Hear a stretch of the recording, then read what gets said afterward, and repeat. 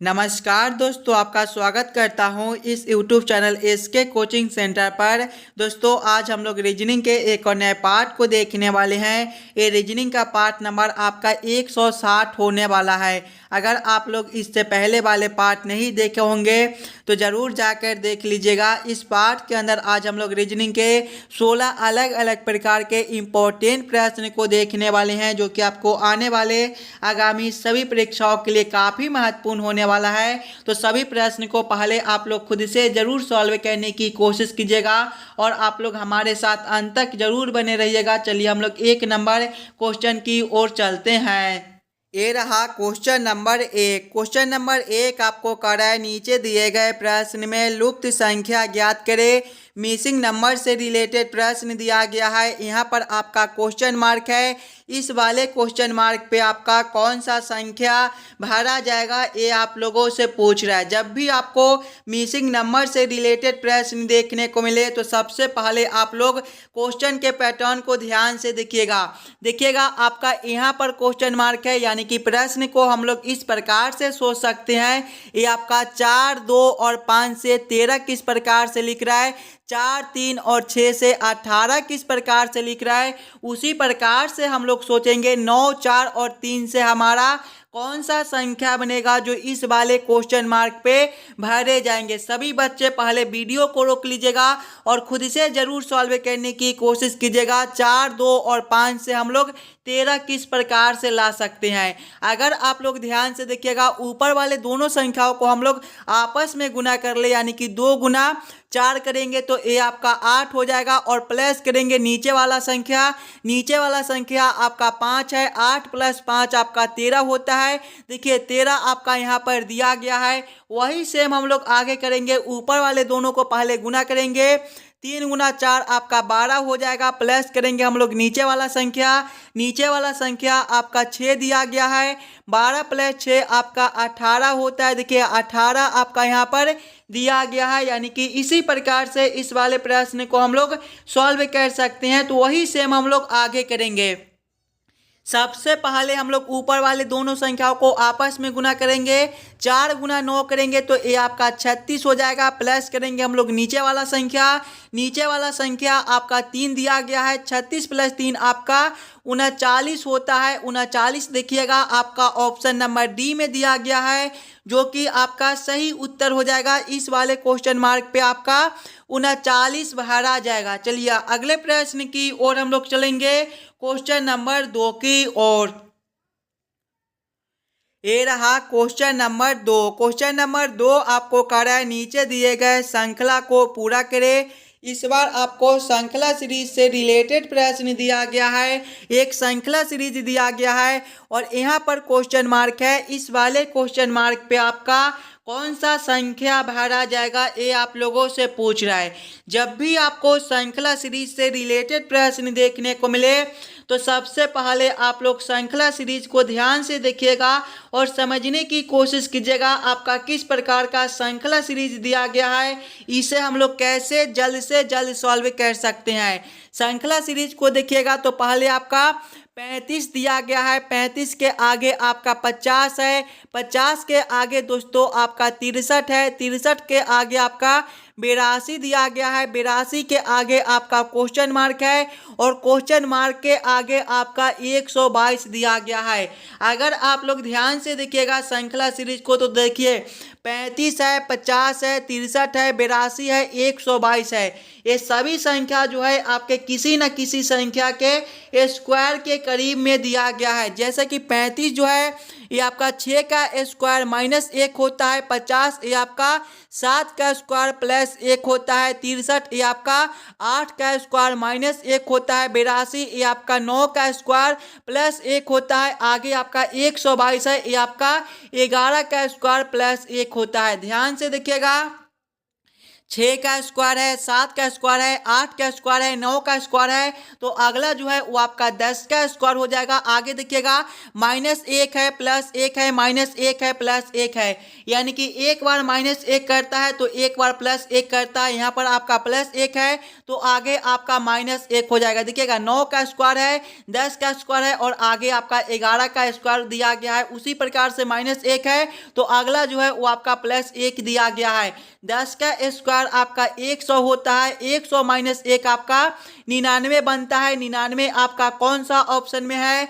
Option number B में दिया गया है, जो कि आपका सही उत्तर हो जाएगा। इस वाले क्वेश्चन मार्क पे दोस्तों आपका 99 भरा जाएगा। क्लियर है?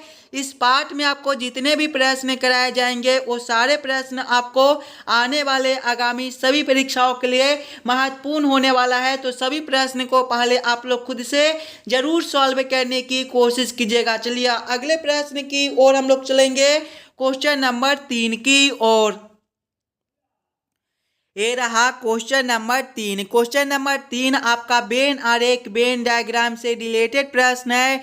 रसोई घर और बगीचे का किस प्रकार से वेन आरेख वेन डायग्राम बनेगा, ये आप लोगों से पूछ रहा है। जब भी आपको वेन आरेख वेन डायग्राम से रिलेटेड प्रश्न देखने को मिले तो सबसे पहले आप लोग ये समझने की कोशिश कीजिएगा रसोई घर और बगीचे में आपका कौन शब्द किसके साथ संबंधित है, किसके अंदर हम लोग किसको रख सकते हैं। अगर आप लोग ध्यान से देखिएगा तो घर के अंदर ही आपका रसोई होता है, यानी कि सबसे पहले हम लोग घर के लिए एक गोला बना लेंगे और घर के अंदर ही आपका रसोई होता है, यानी कि घर के अंदर आपका रसोई हो जाएगा। और बगीचे को देखिएगा तो बगीचा जो है ये दोनों से आपका अलग दिया गया है, तो बगीचे को हम लोग दोनों से अलग कर देंगे। इसका वेन आरेख वेन डायग्राम आपका इस प्रकार से बनेगा। इस प्रकार का वेन आरेख वेन डायग्राम आपका ऑप्शन नंबर डी में दिया गया है, जो कि आपका सही उत्तर हो जाएगा। चलिए अगले प्रश्न की ओर हम लोग चलेंगे, क्वेश्चन नंबर 4 की ओर। ये रहा क्वेश्चन नंबर 4। क्वेश्चन नंबर 4 आपको कह रहा है नीचे दिए गए प्रश्न में संबंधित संख्या को चुनिए। इस बार आपको संबंधित संख्या चुनने के लिए बोला जा रहा है। ये जो प्रश्न है ये आपका नंबर एनालॉजी रीजनिंग का प्रश्न है। प्रश्न आपको कह रहा है जिस प्रकार से 12.5 का संबंध 6.25 के साथ है, उसी प्रकार से आप लोगों से पूछ रहा है 7 का संबंध कौन सा संख्या के साथ होगा, जो इस वाले क्वेश्चन मार्क पे भरे जाएंगे। जब भी आपको इस प्रकार के नंबर एनालॉजी रीजनिंग के प्रश्न देखने को मिले तो सबसे पहले आप लोग ये समझने की कोशिश कीजिएगा हम लोग 12.5 से 6.25 किस प्रकार से ला सकते हैं। 12.5 को हम लोग क्या करेंगे ताकि हमारा 6.25 बन जाए, और उसी प्रकार से हम लोग सोचेंगे 7 से हमारा कौन सा संख्या बनेगा जो इस वाले क्वेश्चन मार्क पे भरे जाएंगे। एकदम आसान सा प्रश्न है। अगर आप लोग ध्यान से देखिएगा, अगर हम लोग 12.5 में 2 से भाग कर देते हैं तो ये आपका 6.25 हो जाता है। उसी प्रकार से जब हम लोग 7 में 2 से भाग करेंगे तो ये आपका 3.50 हो जाएगा। 3.50 आपका ऑप्शन नंबर ए में दिया गया है, जो कि आपका सही उत्तर हो जाएगा। इस वाले क्वेश्चन मार्क पे आपका 3.5 भरा जाएगा। क्लियर है?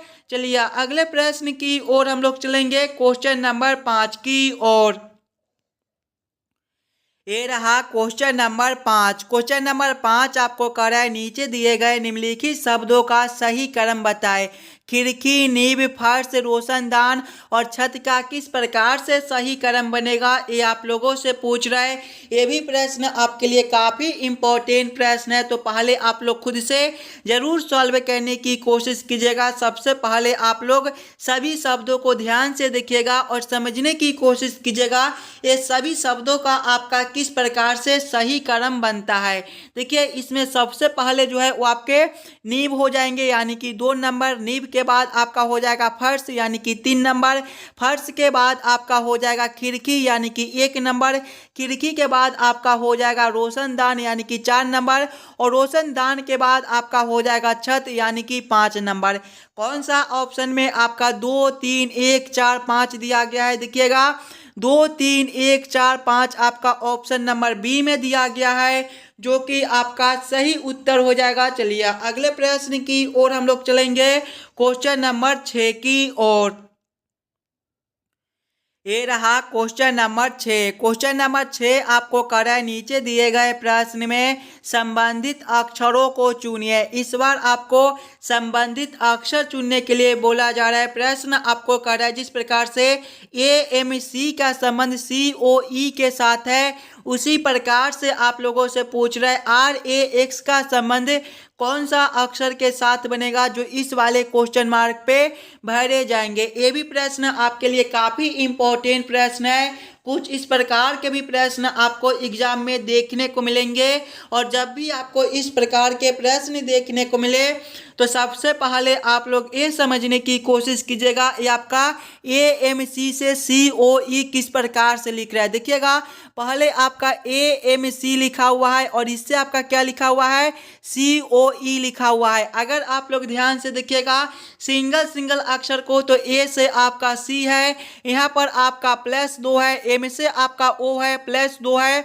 और ई से आपका जो है वो सी कर दिया गया है। यहाँ पर भी आपका सी से आपका ई है, यहाँ पर भी आपका +2 है, यानी कि सभी अक्षर में आपका +2 कर दिया गया है।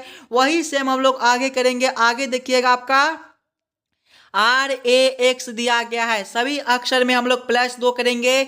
आर जो है ये आपके 18वें नंबर पर होता है, 18 + 2 आपका 20 होता है, और 20वें पर आपका टी होता है। आगे आपका ए है, ए जो है ये आपके पहले नंबर पर होता है, 1 + 2 आपका 3 होता है, और तीसरे पर आपका सी होता है। आगे देखिएगा एक्स है, एक्स जो है ये आपके 24वें पर होता है, 24 + 2 आपका 26 बनता है, और 26वें पर आपका जेड होता है। कौन सा ऑप्शन में आपका टी सी जेड दिया गया है, टी सी जेड आपका ऑप्शन नंबर बी में दिया गया है, जो कि आपका सही उत्तर हो जाएगा। इस वाले क्वेश्चन मार्क पे दोस्तों आपका टी सी जेड भरा जाएगा। क्लियर है।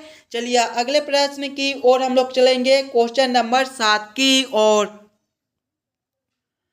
ये रहा क्वेश्चन नंबर 7। क्वेश्चन नंबर 7 आपका कथन निष्कर्ष से रिलेटेड प्रश्न है, और जब भी आपको इस प्रकार के कथन निष्कर्ष से रिलेटेड प्रश्न एग्जाम में देखने को मिले तो सबसे पहले आप लोग कथन को ध्यान से पढ़िएगा, और उस कथन को वेन आरेख वेन डायग्राम पर सेट कर लीजिएगा, ताकि प्रश्न को सॉल्व करने में आपको आसानी हो। सबसे पहले आप लोग कथन को ध्यान से पढ़िएगा।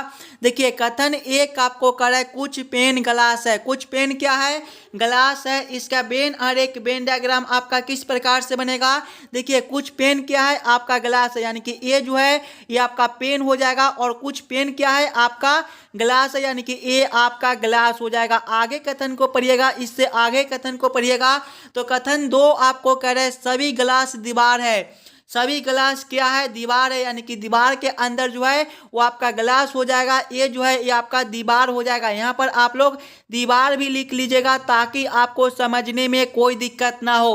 अब आप लोग इस वाले वेन आरेख वेन डायग्राम के आधार पर निष्कर्ष को सही या फिर गलत कीजिएगा। देखिए निष्कर्ष एक आपको कह रहा है कुछ दीवार पेन है। देखिएगा दीवार और पेन आपस में जुड़े हुए हैं। कुछ दीवार जो है वो आपके पेन हो सकती हैं। ये निष्कर्ष आपका सही बनता है। निष्कर्ष 2 को देखेंगे तो कुछ दीवार ग्लास है। देखिएगा दीवार के अंदर आपका ग्लास दिया गया है, यानी कि कुछ दीवार जो है वो आपका ग्लास भी हो सकता है। ये भी निष्कर्ष आपका सही बनता है। दोनों निष्कर्ष को कौन सा ऑप्शन में सही किया गया है, ऑप्शन नंबर सी में देखिएगा तो दोनों ही निष्कर्ष सही है, यानी कि क्वेश्चन नंबर 7 का आपका ऑप्शन नंबर सी जो है सही उत्तर हो जाएगा। चलिए अगले प्रश्न की ओर हम लोग चलेंगे, क्वेश्चन नंबर 8 की ओर। ये रहा क्वेश्चन नंबर 8। क्वेश्चन नंबर 8 आपको कह रहा है नीचे दिए गए प्रश्न में विषम संख्या को पहचान करें। इस बार आपको विषम संख्या चुनने के लिए बोला जा रहा है। जब भी आपको विषम संख्या चुनने के लिए बोले तो सबसे पहले आप लोग चारों ऑप्शन को ध्यान से देखिएगा और समझने की कोशिश कीजिएगा। ये चारों ऑप्शन में आपका सबसे अलग ऑप्शन कौन सा दिया गया है। जो ऑप्शन आपका सबसे अलग होगा वही ऑप्शन जो है वो आपके सही उत्तर हो जाएंगे। ऑप्शन ए में देखिएगा तो 64 है, ऑप्शन बी में आपका 120 है, ऑप्शन सी में 6 है और ऑप्शन डी में आपका 24 दिया गया है। अगर आप लोग ध्यान से देखिएगा तो 64 जो है ये आपका 8 का स्क्वायर होता है, जबकि किसी भी संख्या का स्क्वायर नहीं दिया गया है, यानी कि ए ऑप्शन आपका सबसे अलग बनता है। तो क्वेश्चन नंबर 8 का आपका ऑप्शन नंबर ए जो है सही उत्तर हो जाएगा। ए स्क्वायर दिया गया है और कोई भी संख्या आपका स्क्वायर नहीं बनता है। चलिए अगले प्रश्न की ओर हम लोग चलेंगे, क्वेश्चन नंबर 9 की ओर। ये रहा क्वेश्चन नंबर 9। क्वेश्चन नंबर 9 आपको कर रहा है प्रणव 10 किलोमीटर उत्तर में गया, फिर वह पश्चिम में मुड़कर 10 किलोमीटर चला, फिर वह दक्षिण में मुड़कर 5 किलोमीटर चला, अंत में वह पूरब में मुड़ा और 10 किलोमीटर चला। वह अपने आरंभिक स्थल से किस दिशा में है, ये आप लोगों से पूछ रहा है। ये भी प्रश्न आपके लिए काफ़ी महत्वपूर्ण प्रश्न है, तो पहले आप लोग खुद से ज़रूर सॉल्व करने की कोशिश कीजिएगा। सबसे पहले आप लोग ये याद कर लीजिएगा, दिशा में जो है वो आपके पूरब ए वाला दिशा होता है, पश्चिम आपका ए वाला दिशा होता है, उत्तर आपका ऊपर की ओर होता है और दक्षिण जो है वो आपका नीचे की ओर होता है। अब आप लोग प्रश्न को ध्यान से पढ़िएगा और समझने की कोशिश कीजिएगा। देखिए प्रश्न पहले आपको कराए, प्रणव 10 किलोमीटर उत्तर में गया। उत्तर देखिएगा आपका ऊपर की ओर है, यानी कि पहले वह ऊपर की ओर 10 किलोमीटर जाता है। आगे प्रश्न को पढ़िएगा, फिर वह पश्चिम में मुड़कर 10 किलोमीटर चला। देखिए पश्चिम आपका ए वाला दिशा, यानी कि इस दिशा में वह 10 किलोमीटर चलता है। आगे प्रश्न को पढ़िएगा, फिर वह दक्षिण में मुड़कर 5 किलोमीटर चला। दक्षिण आपका नीचे की ओर है, यानी कि नीचे की ओर वह 5 किलोमीटर चलता है। आगे प्रश्न को पढ़िएगा, अंत में वह पूरब में मुड़ा और 10 किलोमीटर चला। देखिए पूरब आपका ए वाला दिशा है, यानी कि ए वाला दिशा में वह 10 किलोमीटर चलता है। आगे प्रश्न को पढ़िएगा, आगे प्रश्न आप लोगों से पूछ रहा है अपने आरंभिक स्थल से किस दिशा में है। देखिए यहाँ से वह चलना शुरू किया था, यहाँ से वह अब कौन सा दिशा में है ये आप लोगों से पूछ रहा है। देखिए अभी वह यहाँ पर है, ऊपर की ओर आपका कौन सा दिशा है, ऊपर की ओर आपका उत्तर दिशा है, यानी कि वह अभी उत्तर दिशा में है, वो अपने आरंभिक स्थल से उत्तर दिशा में है। उत्तर आपका ऑप्शन नंबर बी में दिया गया है, जो कि आपका सही उत्तर हो जाएगा। अगर आप लोगों से ये पूछ देता कि प्रणव के आगे कौन सा दिशा है, तो प्रणव के आगे देखिएगा पूरब दिशा है, लेकिन आप लोगों से पूछ रहे हैं वह अपने आरंभिक स्थल से कौन सा दिशा में है, तो अपने आरंभिक स्थल से उत्तर दिशा में है। ऑप्शन नंबर बी जो है आपका सही उत्तर हो जाएगा। चलिए अगले प्रश्न की ओर हम लोग चलेंगे, क्वेश्चन नंबर 10 की ओर। ये रहा क्वेश्चन नंबर 10। क्वेश्चन नंबर 10 आपको कर रहा है नीचे दिए गए प्रश्न आकृति को पूरा करें।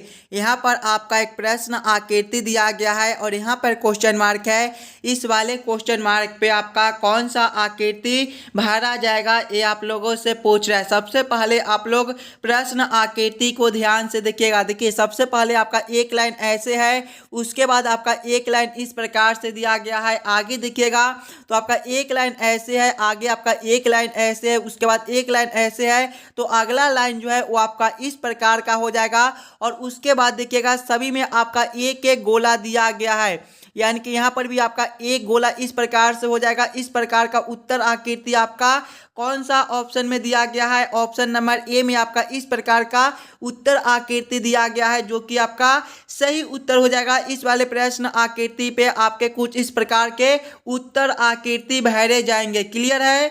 चलिए अगले प्रश्न की ओर हम लोग चलेंगे, क्वेश्चन नंबर 11 की ओर।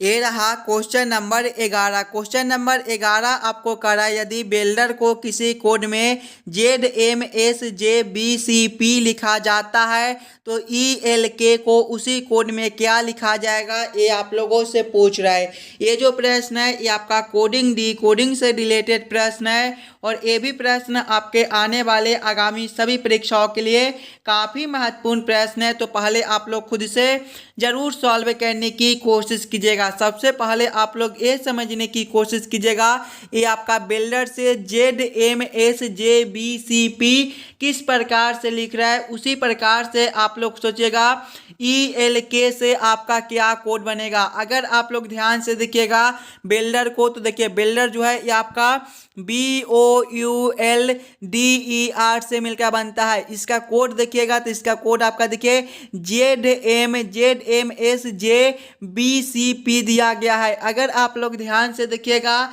सिंगल अक्षर को, तो B से आपका Z है, -2 है। आगे देखिएगा O से आपका M है, -2 है। U से आपका S है, -2 है। L से आपका J है, -2 है। D से आपका B है, -2 है। E से आपका C है, -2 है। R से आपका P है, -2 है। यानी कि बिल्डर के सभी अक्षर में -2 कर दिया गया है। वही सेम हम लोग आगे करेंगे, तो आगे देखिएगा आपका ELK दिया गया है। इसके भी सभी अक्षर में हम लोग -2 करेंगे। E जो है ये आपके 5वें पर होता है, 5 - 2 आपका 3, और तीसरे पर आपका C होता है। आगे देखिएगा L है, L जो है ये आपके 12वें पर होता है, 12 + 2 आपका 10, और 10वें पर J होता है। आगे देखिएगा आपका K है, K जो है ये आपके 11वें पर होता है, 11 + 2 आपका 9, 11 - 2 जो है ये आपका 9 होता है, और 9वें पर आपका I होता है। कौन सा ऑप्शन में आपका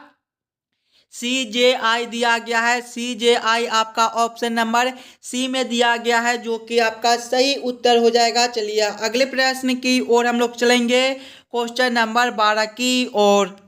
ये रहा क्वेश्चन नंबर 12। क्वेश्चन नंबर 12 आपको कह रहा है दिए गए आकृति का दर्पण छवि चुनिए। यहाँ पर आपका एक प्रश्न आकृति दिया गया है, कुछ इस प्रकार का आपका प्रश्न आकृति है, और प्रश्न आप लोगों से पूछ रहा है इस वाले प्रश्न आकृति का किस प्रकार से दर्पण प्रतिबिंब बनेगा। देखिए दर्पण जो है ये आपके कुछ इस प्रकार से दिए गए हैं। दर्पण प्रतिबिंब में क्या होता है कि बाएं वाले आकृति जो है वो आपके उलटकर दाएं में चले जाती हैं, और दाएं वाले जो आकृति है वो आपके उलटकर बाएं में चले जाती हैं। यानी कि जब हम लोग इस वाले आकृति को इस प्रकार से उल्टेंगे तो आपका किस प्रकार का आकृति बनेगा। सबसे पहले जो देखिएगा आपका जो ये लाइन इस प्रकार से दिया गया है, ये आपके उलटने के बाद इस प्रकार से हो जाएगा, और ये जो आपका गोला यहाँ पर दिया गया है ये आपके उलटने के बाद यहाँ पर हो जाएगा। और देखिएगा रंगा हुआ भाग आपका ये दोनों सामने इस प्रकार से, तो अब आपका जो है कुछ इस प्रकार से रंगा हुआ भाग हो जाएगा। इस प्रकार का उत्तर आकृति आपका कौन सा ऑप्शन में है, ऑप्शन नंबर ए में दिया गया है, जो कि आपका सही उत्तर हो जाएगा। इस वाले प्रश्न आकृति का दर्पण छवि आपका कुछ इस प्रकार से बनेगा। चलिए अगले प्रश्न की ओर हम लोग चलेंगे, क्वेश्चन नंबर 13 की ओर। ये रहा क्वेश्चन नंबर 13। क्वेश्चन नंबर 13 आपको कह रहा है नीचे दिए गए प्रश्न में संबंधित शब्द को चुनिए। इस बार आपको संबंधित शब्द चुनने के लिए बोला जा रहा है। प्रश्न आपको कह रहा है जिस प्रकार से पेंच का संबंध पेंचकस के साथ है, उसी प्रकार से आप लोगों से पूछ रहा है कील का संबंध कौन सा शब्द के साथ होगा, जो इस वाले क्वेश्चन मार्क पे भरे जाएंगे। सबसे पहले आप लोग ये समझने की कोशिश कीजिएगा, ये आपका पेंच से पेंचकस किस प्रकार से लिख रहा है, पेंच से पेंचकस आपका किस प्रकार से संबंधित है, उसी प्रकार से आप लोग सोचेगा कील से आपका कौन सा शब्द बनेगा, जो इस वाले क्वेश्चन मार्क पे भरे जाएंगे। अगर आप लोग ध्यान से देखिएगा तो पेंच जो है हम लोग पेंचकस के द्वारा लगाती हैं, उसी प्रकार से कील जो है हम लोग हथौड़ा के द्वारा लगाती हैं। हथौड़ा आपका ऑप्शन नंबर डी में दिया गया है, जो कि आपका सही उत्तर हो जाएगा। इस वाले क्वेश्चन मार्क पे आपका हथौड़ा भरा जाएगा। चलिए अगले प्रश्न की ओर हम लोग चलेंगे, क्वेश्चन नंबर 14 की ओर। ये रहा क्वेश्चन नंबर 14। क्वेश्चन नंबर 14 आपको कह रहा है नीचे दिए गए अक्षर श्रृंखला को पूरा करें।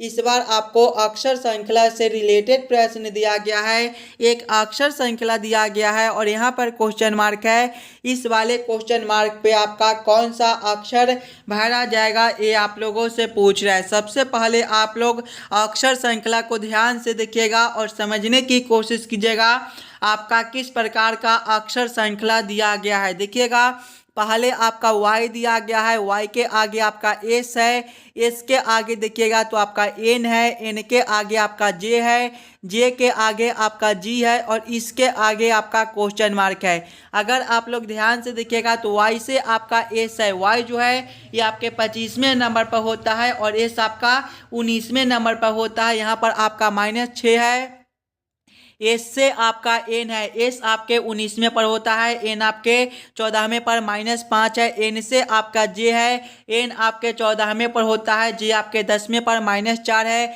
जे से आपका जी है, जे जो है ये आपके 10वें पर होता है और जी आपके 7वें पर -3 है और आगे आपका क्वेश्चन मार्क है। देखिएगा -6 -5 -4 -3 यानी कि एक एक कमा दिया गया है, तो अगला आंसर जो है वो आपका -2 का हो जाएगा।